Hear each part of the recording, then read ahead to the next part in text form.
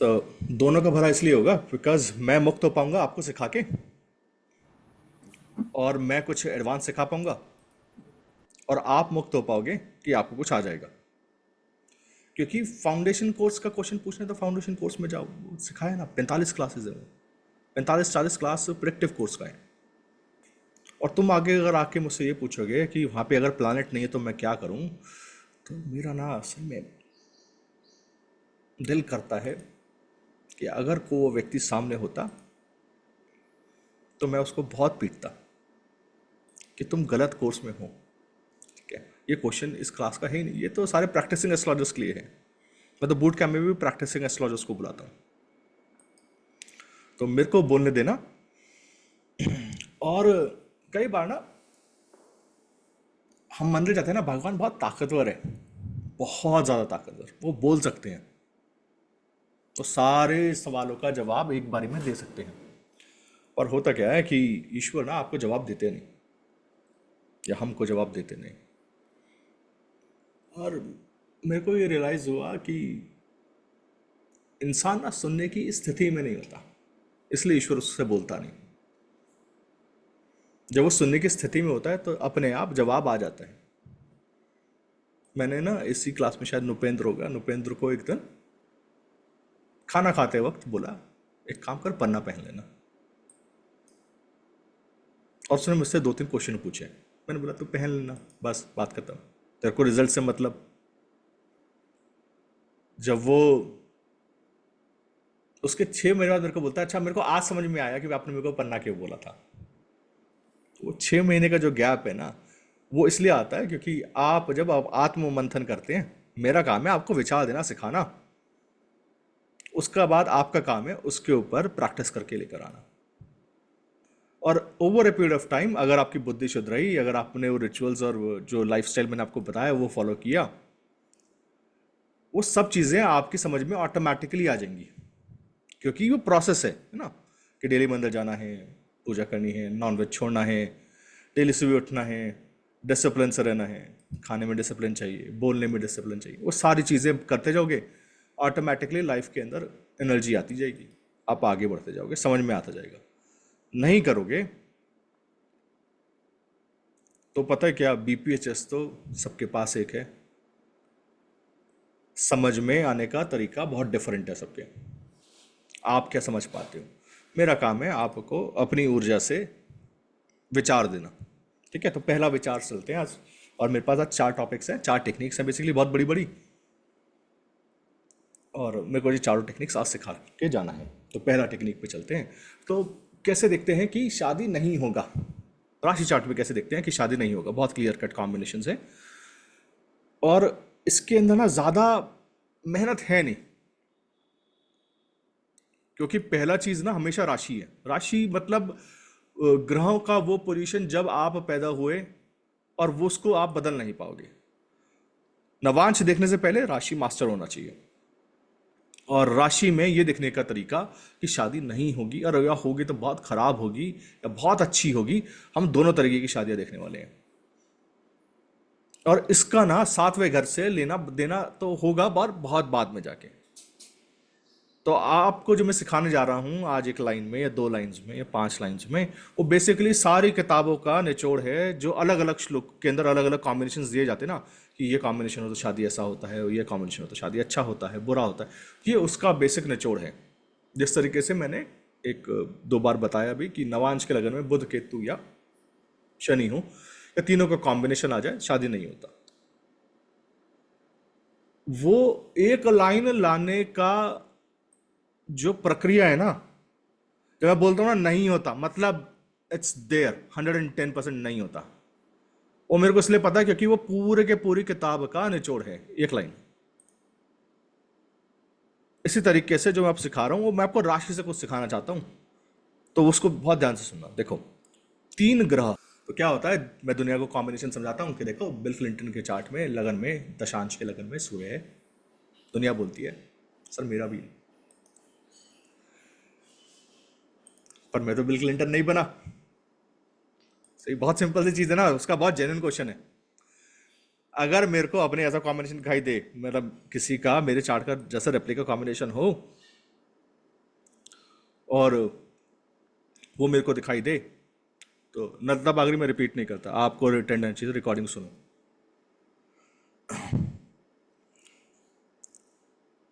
और आपको लगे यार मेरा तो लाइफ में ऐसा नहीं चल रहा, मेरा भी तो 8वें घर में बहुत सारे ग्रह हैं, मैं तो ओशो नहीं बन रहा, मेरे पास तो 99 रॉयल्स रॉयल्स नहीं आ रही है, तो ऐसा कुछ तो होगा ना बाकी सबके चार्ट में। तो उनको मैं बोलता हूँ बाबू क्या है ना,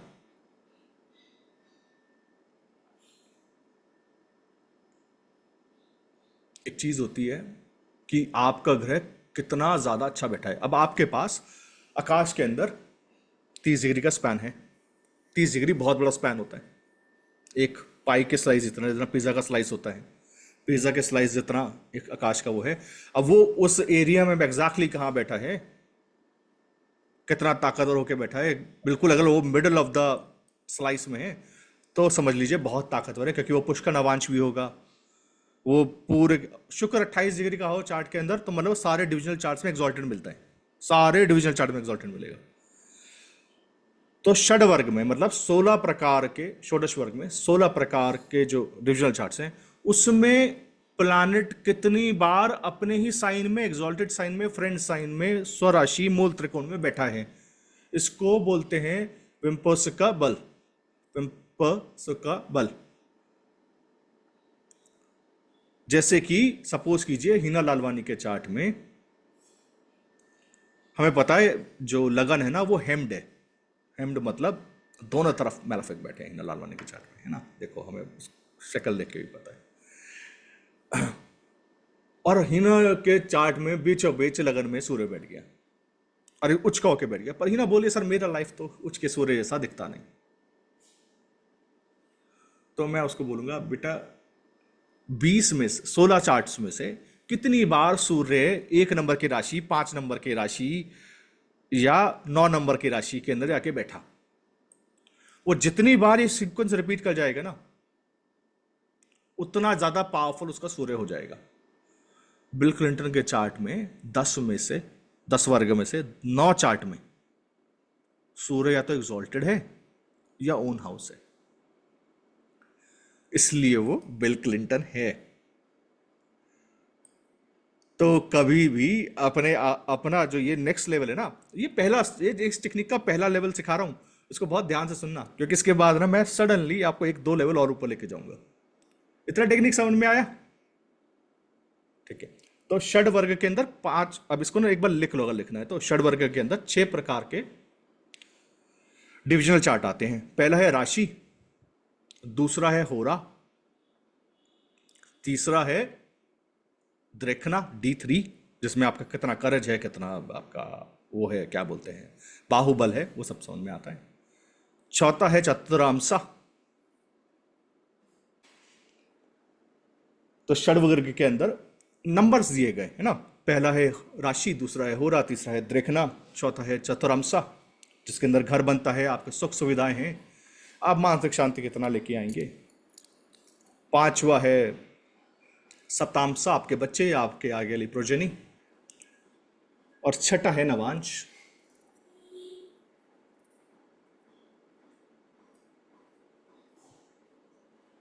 इसी प्रकार से सप्तांश के अंदर सप्त वर्ग के अंदर एक चार्ट और जो जाता है जो कि है दशांशा। 10 वर्ग के अंदर 3 चार्ट और जुड़ जाते हैं। दशांशा आपकी पावर एंड अथॉरिटी, आपका कंट्रोल लाइफ में कितना है, कितनी आपको ईश्वर ने ताकत दी है। 10 वर्ग आता है, उसके अंदर 3 चार्ट और जुड़ जाते हैं 10 वर्ग के अंदर। द्वादशांशा मतलब आपका लीनेज क्या है, राज खानदान में पैदा हुए, कौन से कुल खानदान गोत्र में आप पैदा हुए, द्वादशांशा। D16 ये D4 का ही एक्सटेंशन है, जिसके अंदर दिखाई देता है आपकी सुख सुविधाएं कितनी ज्यादा बढ़ेंगी, मेटेरियलिस्टिकली आप कितना अच्छे हैं, गाड़ियां कितनी होंगी। चतुरांशा में सिर्फ और सिर्फ बेसिक रहने लायक घर है। देखो 16 में षोडश वर्ग के अंदर 6 चार्ट्स और ऐड कर लीजिए, 10 वर्ग के बाद षोडश वर्ग आ जाता है, जिसके अंदर है D24, D27, D24 पढ़ाई के लिए, D27 आपके डीएनए के लिए, D30 त्रिशांश आपके शरीर के अंदर और आपके ऊपर दैविक आपदाओं के लिए, D40 मदर के साइड की लीनेज के लिए, D45 फादर के साइड की लीनेज के लिए और फादर के लिए, पर मैं इसके दोनों के और यूज बताने वाला हूं अभी, और D60 आपके पास्ट लाइफ के कर्मों के लिए। कोई बोल रहा है मेरे पास घर का बनेगा, उसका स्ट्रेंथ है देखा रखा D4 में जाइए, राशि में नहीं देखना। अगर D4 में उसका दशा चल रहा है 8वें घर का, घर नहीं बनेगा, भूल जाओ, बल्कि प्रॉपर्टी में पैसा फंस जाएगा। अब यहां पे किसी के प्रॉपर्टी में पैसा फंसा है ना, तुम अभी निकाल लो अपना D4, अभी देख लो तुम्हारी दशा वो चल रही होगी उस टाइम पे जो 6 8 12 की होगी D4 में। इतना सिंपल काम करता है। पर प्रॉब्लम क्या है, देखो तुमको ना एक चीज दी गई, तुमको बीपीएचएस दिया गया और बोला गया देखो D4 के आधा नंबर लेने हैं, नवांश के 4 नंबर लेने हैं, षष्ठ्यांशा के 4.5 नंबर लेने हैं। और तुमने बोला ठीक है, पर तुम ये सोचो ये जो नंबर दिए गए हैं, आधा नंबर, 1 नंबर, 2 नंबर, ये तो ऋषि पराशर ने दिए और मैत्रेय को दिए हैं, उनके पॉइंट ऑफ व्यू से दिए हैं। एक जमाना था जब हिंदुस्तान में घर लेना बड़ी बात नहीं थी। 90 तक भी घर खाली पड़े रहते थे, सरकार अलॉटमेंट निकालती थी, कोई नहीं लेके राजी था, क्योंकि प्रॉपर्टी बहुत सस्ती थी। प्रॉपर्टी में पैसा नहीं था 1990s 2.5-3 लाख रुपए में घर आ जाता था, 1.5 लाख रुपए में, और हर किसी के पास अपना घर लगभग होता था। तुम ये सोचो कि जब महर्षि पराशर ने लिखा होगा तब तो लैंड का वैल्यू ही नहीं रहा होगा, तब तो आप कहीं मर्जी जाके रह सकते थे। तो उन्होंने D4 को दिया आधा नंबर, इसका वैल्यू नहीं है, अभी छोड़ दो। पर आज की डेट में तो प्रॉपर्टी का वैल्यू है ना, तो उसका नंबर तुम बढ़ाओगे ना। आज की डेट में नवांश का वैल्यू नहीं है। क्यों? क्योंकि आप देख रहे हो कि रिलेशनशिप्स में लोग कुछ भी कर रहे हैं। एक लाइन मैंने पढ़ी थी एक बुक के अंदर कि जब बुरा वक्त आएगा तो सरकारें क्या करेंगी, सरकारें जितनी भी न्यूडिटी है या सेक्सुअलिज्म है उसको प्रमोट करेंगी और उसके ऊपर ब्लाइंड आई टर्न कर लेंगी, और इसके बदले में वो ऐसी जनता पैदा करेंगी ताकि सब लोग इसी चीज़ में बिजी हो जाएं और वो अपना काम करती रहें। तो आज की डेट में D9 का वैल्यू खत्म हो गया लगभग, क्योंकि रिलेशंस का वैल्यू खत्म होता जा रहा है। D10 का वैल्यू बहुत बढ़ गया है, क्योंकि आज की डेट में हर कोई पावर और अथॉरिटी के पीछे भागता है। तो आपको ना ये जो नंबर्स है ना, आप देखो कि आपकी लाइफ में घर का क्या वैल्यू है आज की डेट में, तो उस हिसाब से नंबर बढ़ाओ या घटाओ। पहले लोग सबसे ज्यादा सोचते थे कि मेरा पुण्य कर्म अच्छा रहे, मैं जहाँ से आया हूँ वो अच्छा रहे, मेरे पितृ कुल गोत्र अच्छा रहे, तो द्वादशांशा का वैल्यू था, षष्ठ्यांशा का वैल्यू था। आज की डेट में लोग नहीं सोचते, तो उसका वैल्यू कम कर दीजिए। ऐसे ही बस इतने ही चुप रहना पिछली बार अगली बार भी, ताकि मैं षडबल का आधा पार्ट खत्म कर पाऊँ और रेमेडीज हाथों हाथ बता पाऊँ, और रेमेडीज कहाँ करवानी। तो इसके अंदर रेमेडियल पार्ट सुन लो अब जरा, ठीक है, फटाफट, ताकि मैं आकाश तत्व वास्तु मेरे को 10 मिनट और दे बस, है ना, मैं 10 मिनट में अपना रेमेडियल पार्ट और समझा दूँ, ताकि रेमेडीज कहाँ से देनी है नहीं देनी है। देखो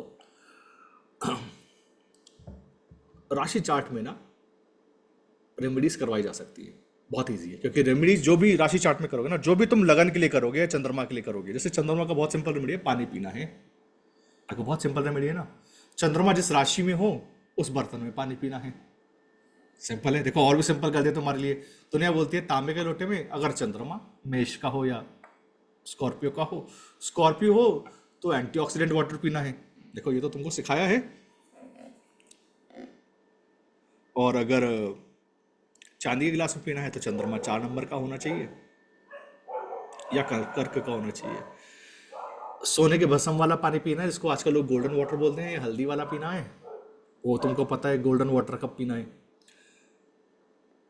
पानी पीने से क्या होता है कि आप हमेशा प्यासे रहते हो, ध्यान रखना आप हमेशा प्यासे रहते हो, क्योंकि पानी ना कभी भी पूरा नहीं पड़ सकता, और जितना पानी पीते रहोगे ना रेगुलरली, उतना आपको स्टमक के अंदर जितना पानी रहेगा उतना ज़्यादा आप मेंटली स्टेबल रहोगे, ध्यान रखना।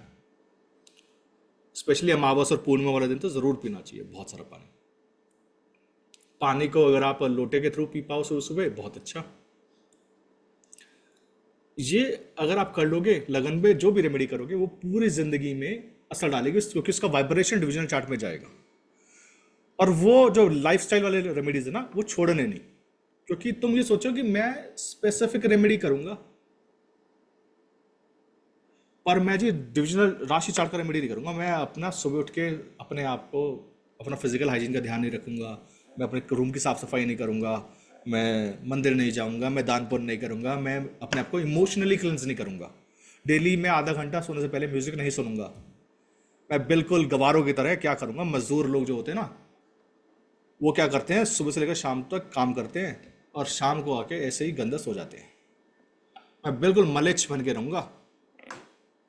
मैं इतनी कड़वी बात इसलिए बोलता हूँ तुमको, ताकि ना तुमको ये शब्द ना मेरे कानों में गूंजे जब तुम ऐसे काम कर रहे हो कि किसी ने कहा था कि मैं ऐसे ही गंदे कपड़े पहनूंगा। तुम्हें दिन में 3 बार कपड़े बदलने हैं। क्यों बदलने हैं? क्योंकि तुम्हारे पास ऑप्शन है ना दिन में 3 बार कपड़े बदलने का। एक मंदिर के अलग हैं, शाम के अलग है, शाम के नहाने के बाद अलग है, सोने के अलग है। तो क्यों मलेच की तरह रहना है ना वॉशिंग मशीन घर में, करो ना फिर उसका इस्तेमाल। तो ये रेमेडीज लाइफ टाइम करनी है। अब आते हैं स्पेसिफिक रेमेडीज पे। लेट्स सपोज तुम्हारा D10 में ना सन बैठ गया 8th हाउस में जाके, तो ये जेम स्टोन्स के लिए बता रहा हूँ। कोई भी प्लैनेट राशि चार्ट में अगर मान लीजिए पहले घर में है या पहली राशि में है, और वो अपने से 8वां चला जाए किसी भी डिविजनल चार्ट में, जिंदगी में उसका स्टोन नहीं पहनना। दोबारा से सुन लो। मान लो कोई प्लैनेट टॉरस राशि में बैठा है राशि चार्ट में, और वो प्लैनेट सजिटेरियस में चला जाए दशांश में, नवमांश में, उसका स्टोन नहीं पहनना, उसको हाथ भी मत लगाना। क्योंकि मान लो कि तुम्हारा ना जुपिटर बैठा है टॉरस में, और तुमको किसी ने बोला कि एक काम करो, जुपिटर वो पहन लो, पुखराज पहन लो, या व्हाइट सफायर पहन लो। जुपिटर टॉरस में व्हाइट सफायर ना।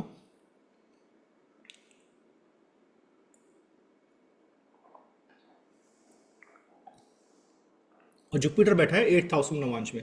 तुम पहन के देखो, जिस दिन से पहनोगे उस दिन से हस्बैंड या वाइफ से इतनी लड़ाइयाँ होंगी, तुमको लगेगा भगवान क्या पहन लिया है ये बच्चे का चार्ट है, मतलब शादी के लिए बेसिकली तो लगन का, जैसे पिछले कोर्स से क्लास से कनेक्टेड है।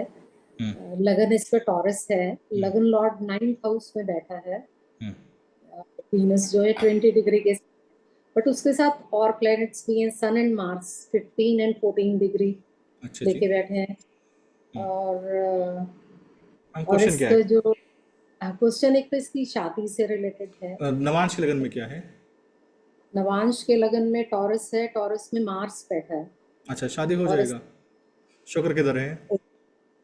शुक्र सर इसका नवांश में 5th हाउस में 6 राशि में। नवांश का लगन का मालिक नीचे है। अच्छा ठीक है, आ जाओ। अभी अभी धीरे धीरे परतें खुलेंगी। हाँ, ओके, केतु लगन को, नवांश के लगन को देखता है कहीं से? हाँ जी। केतु राशि चार्ट में नहीं लगन नहीं, में बैठा है। नवांश में मैम, नवांश की बात करें ना। नवांश में केतु जो है सर 10th हाउस में है। अच्छा, तो इसका मतलब ये है कि राहु 4th हाउस में है। ठीक है। अच्छा, हाँ ये और जी। बता दो मरकरी किधर गया? मरकरी और सैटर्न मर्क्यूरी का, मरकरी और सैटर्न कहीं शुक्र से या लगन से संबंध बना रहे हैं।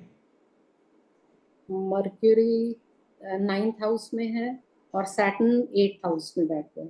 अच्छा ठीक है, तो लगन का हाँ। मालिक नीच, शनि देखता हुआ। क्या हम्म। हमारी 2 कंडीशंस पूरी हो गई? या क्या शनि बुध के देव साइन में चला गया लगन का नवांश के लगन का मालिक, और शनि ने उसको देख लिया। पर नवांश के लगन में कौन है? मंगल। तो मंगल हाँ शादी तो जी। करवाएगा, लेकिन नवांश के हम्म लगन का मालिक नीच, बुध के हम्म। साइन में, शनि का राइट। एस्पेक्ट। हाँ जी। तो शादी डिले होगा, 36 से ओके 42 के बाद होगा। ठीक है। सर। और होने के जी। बाद फिर वो कहेगा मेरी शादी तो अच्छी नहीं है। क्यों? मेरे को तो हम्म इतनी गंदी नीच पार्टनर मिला है। क्यों? क्योंकि लगा आज के लगन का मालिक नीच है। तो हम्म। उसके बाद वो कहेगा रेमेडी चाहिए। ओके। ठीक है, तो ऐसे व्यक्ति को मैं बोलता हूँ, देख अगर जिंदगी सुख से बितानी है हम्म, तो शादी नहीं करो, और अगर आपको चाहिए कि मेरी जिंदगी में बहुत कलेश वलेश हो, बहुत मजा आए, पड़ोसी भी मजे में लें, तो शादी करो, हम्म, बाकी आपकी इच्छा। तो ओके। ये जिंदगी का सार है। तो देखो अभी क्या ना, मेरे को तो 5 मिनट लगा, क्यों? क्योंकि मैं आपसे वो वैलिड क्वेश्चंस पूछता गया, मेरे को पता था हम्म, कहाँ पे आके आप अटकोगे। हम्म, पर क्या है ना, ये जो है ना, ये लाइव एग्जाम्पल है कि अगर आप प्रैक्टिस करोगे ना 200 चार्ट्स पे, हम्म, हम्म, और लगातार प्रैक्टिस करते जाओगे, खराब मैरिज अच्छा मैरिज, खराब मैरिज अच्छा मैरिज, आपको समझ में आ हम्म, जाएगा कि किसके ऊपर, कौन अपने पार्टनर को मारने वाला है, हम्म, किसका पार्टनर उसको मारने वाला है, किसके लाइफ में बहुत हम्म, भयंकर कलेश रहने वाला है शादी के बाद। तो ये ना शादी का चार्ट नहीं है। मतलब अगर मैं होता तो मैं बोलता, यार देख, तूने अपने घर में अगर सही में गृह युद्ध चाहिए ना, कि मंगल राहु चौथे घर में मिल रहा है नवांश के, और हम्म, तू ये सोच रहा हो कि शादी मेरे को सुख देने वाली है, शादी का सुख चौथा घर नवांश का, मैडम आप देखो फटाफट, मैं तो बिना बनाए कैलकुलेट कर रहा हूँ अपने दिमाग में। मंगल का इसका चौथा एस्पेक्ट है, राहु चौथा बैठा और मून एंड सन उसके साथ में। है ना? तो मैं तो बोल रहा हूँ मंगल राहु जहाँ पे बनते हैं वहां पे लड़ाई झगड़ा भी तो होगा। यस। जुपिटर में डिफरेंस। हाँ जी। जुपिटर जुपिटर देखेंगे ना। अच्छा अच्छा, चलो 12th चल, अच्छा चल, मैं तेरी शांति के लिए भी मैं जुपिटर ले आता हूँ, चल, तेरे को शांति हाउस रहनी में। चाहिए। अच्छा, हाँ चल। नहीं होगा, ठीक है ठीक है ठीक है, डन है सर, नहीं अ- होगा। अभी अगर किसी को नहीं समझ में आया हो चार्ट, तो बना लेना, है ना, दोबारा से रिकॉर्डिंग सुनना, दोबारा से बना लेना चार्ट मैडम वाला, और उसके बाद सोचना कि सर ने क्यों बोला कि लड़ाई झगड़ा रहेगा। देखो क्या है ना कि जनता जब आती है ना, जनता इन द सेंस कोई भी क्लाइंट आता है ना, उसको वो उम्मीद लेकर आता है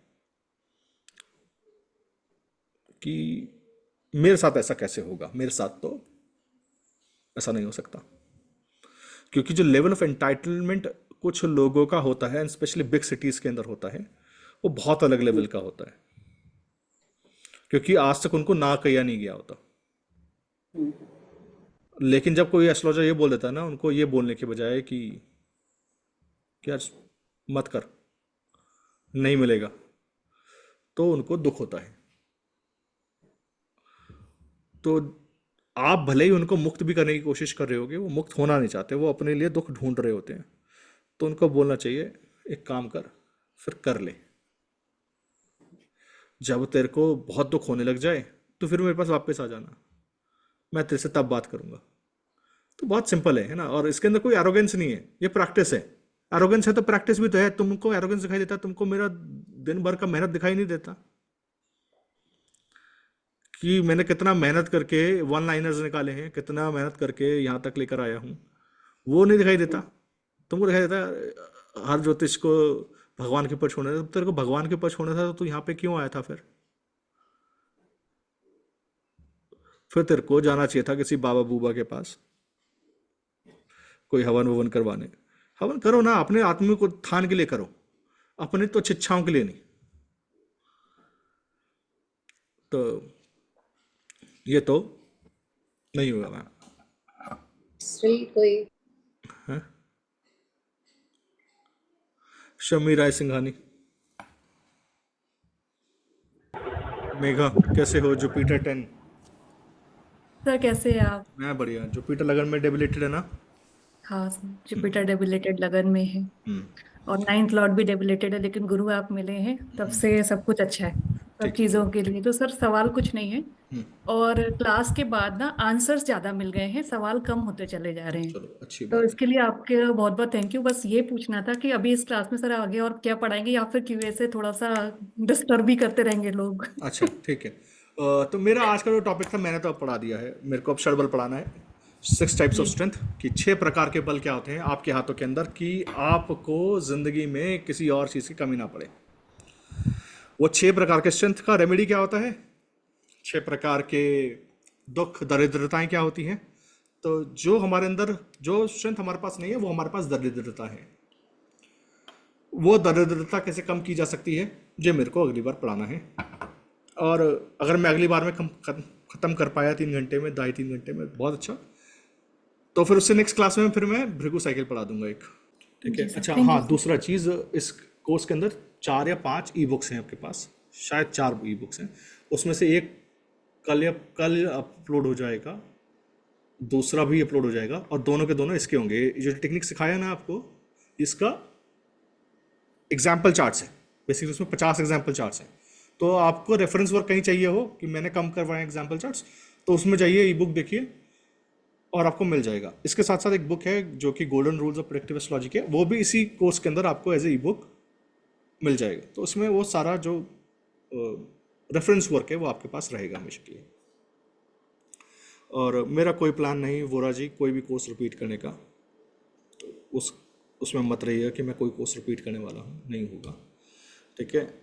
so this was the class, I hope you guys have enjoyed it, learn something. पर देखो, मेरा ना बहुत दिल से आग्रह है, मैंने तो 1 घंटे में सिखा दिया, 2 घंटे में, लेकिन ना ये सिंपल है नहीं। तो ना इसको बंद करने का 2-2.5 घंटे सोना, इधर उधर घूमना, शाम को आके 1-1.5 घंटा बैठ जाना और सिर्फ यही टेक्निक्स प्रैक्टिस करना। पहले नो मैरिज वाला, फिर ये वाला, क्योंकि प्रैक्टिस नहीं करोगे ना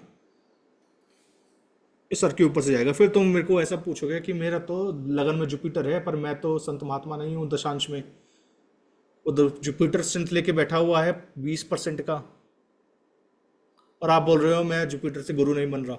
ये जो स्ट्रेंथ है ना, D16 का, D20 का, D40 का, D60 का, ये सुपर चार्ट्स बनाते हैं, इसलिए इनको बोल रहा हूँ कि देख लेना जाके। मैंने तो एक लाइन में समझा दिया है, लेकिन ये ध्यान रखना, इसलिए बार बार बोल रहा हूँ कि ये बहुत मेहनत से आया है यहाँ तक।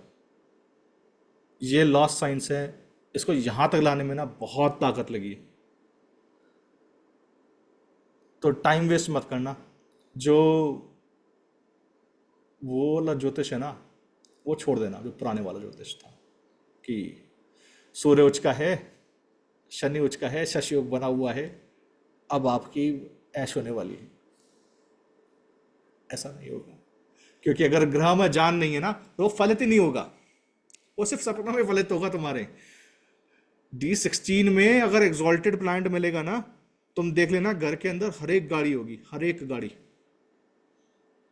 7:30 चल रही है, टाइम खराब मिलेगा आपका। तो पंचम का मालिक अष्टम में है, एक आध क्लास भी पढ़ जाओ तो बहुत समझ लेना, नहीं चलता यार ऐसे, वो ज्योतिष छोड़ दो। ठीक है।